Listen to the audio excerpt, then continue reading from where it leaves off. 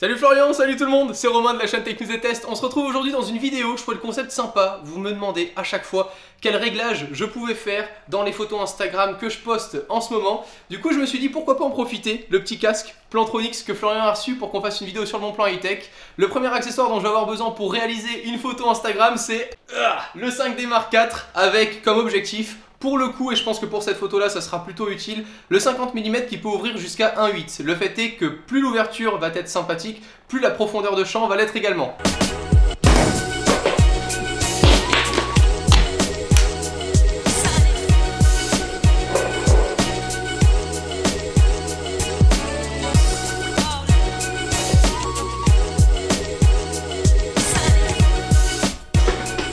La petite finalité, la petite touche que je conseille, c'est tout simplement de venir faire un petit clic droit sur son bureau, affichage, et on décoche afficher les éléments du bureau, comme ça on peut déjà se retrouver avec un fond un peu plus propre. Je vais en prendre un autre de fond, puisque celui-ci je l'utilise très souvent.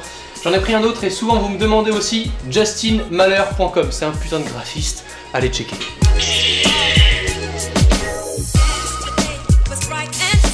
Là ça peut être stylé. On va tester ça.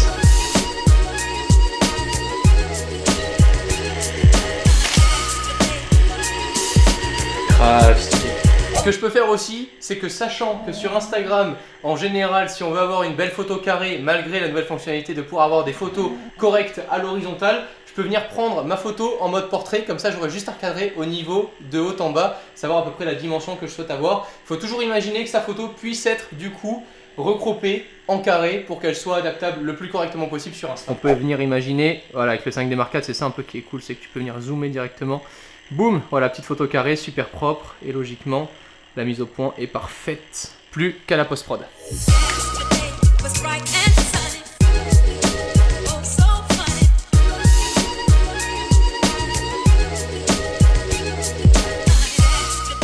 La petite carte SD, puisque l'intérêt forcément, c'est de pouvoir retoucher nos images en RAW. Qu'est-ce que le RAW? C'est tout simplement un format qui va nous garder toutes les données que notre appareil photo a enregistrées lorsqu'on a pris notre photo. Ce qui fait qu'on va pouvoir venir retoucher la luminosité, le contraste, la saturation, les couleurs, etc. sans que ça affecte notre image. On augmente la luminosité et on rejoue sur les blancs pour garder de bonnes couleurs au niveau de notre photo et n'avoir aucun côté cramé. Je peux venir mettre un peu plus de chaleur dans ma photo, voilà, légèrement comme ça peut être sympa. On vient toucher un peu les noirs puisqu'on peut, voilà, là on est saturé au niveau des noirs lorsque c'est bleu.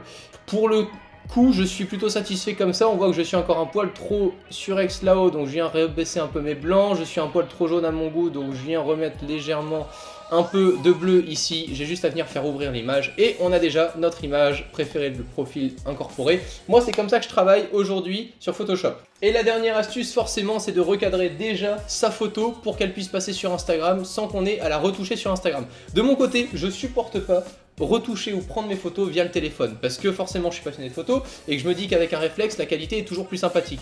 On va voir après que avec le téléphone la qualité peut quoi qu'il en soit être au rendez-vous, on va comparer un peu les deux. Le fait est que à ce moment là quand je viens retoucher ma photo, c'est là où je vais donner les côtés à accentuer dans ma photo, là où je veux que l'œil, votre œil, aille sur la photo pour que ça puisse être le plus naturel possible. On l'exporte en PNG pour garder le maximum de données. Pour envoyer la photo, plusieurs solutions où vous avez une petite clé USB qu'on a testée sur la chaîne Le Bon Plan High Tech, je vous laisse le lien en description. De mon côté, la façon la plus rapide, c'est tout simplement de venir relier mon téléphone, boum, en USB type C, il apparaît ici, carte SanDisk, on est là, on ouvre la fenêtre, je viens faire un copier et je viens ici faire un coller dans mon dossier Insta à partager.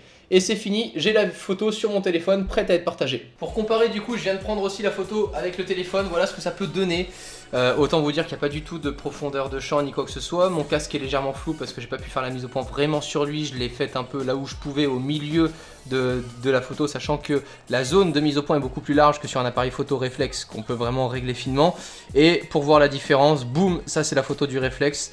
Il y a quand même une sacrée grosse différence. Donc quand on me demande à chaque fois pourquoi je souhaite prendre les photos avec le réflexe et les travailler, le fait est que là, je vais pouvoir poster la photo. Les derniers petits conseils, et ce que moi en tout cas je fais, bien évidemment, on ne retouche pas une photo sur Photoshop pour ensuite appliquer un petit filtre Gingham là ou Moon ou je ne sais quoi d'autre, ça vous dégueulasse la photo totalement. Donc où on va retoucher légèrement ici au niveau de la luminosité du contraste, c'est tout ce que je peux moi vous autoriser à faire parce que je ne supporte pas le reste.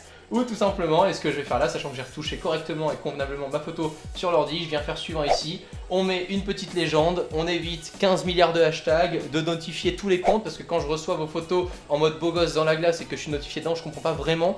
Qu'est-ce que vous attendez de moi? Que je like, que je vienne chez vous, qu'on se drague, que... Non mais clairement, faites un truc propre, une petite légende, vous pouvez notifier le lieu où vous vous trouvez, identifier les personnes ou les marques qui se trouvent dans la photo, ça peut toujours être intéressant pour qu'elles puissent le voir, repartager à leur tour leurs photos. C'était le petit conseil que je vous donne comme ça, je vous laisse bien évidemment le lien de la photo dans la description pour pouvoir comparer un peu à ce que vous pouvez faire de votre côté. Notifiez-moi, @romainlannery sur Instagram, comme ça je pourrai regarder un peu vos photos et je les commente si elles sont sympas, etc. On pourra comme ça se donner des astuces entre nous. C'était tout pour cette petite vidéo un peu embarquée. Je trouvais ça sympa, voilà, de vous montrer, c'était pas de vous apprendre forcément quelque chose, juste de vous dire et de répondre à toutes et tous qui se posaient la question comment je fais à exporter une photo sur Instagram. A très vite, prenez soin de vous, ciao tout le monde.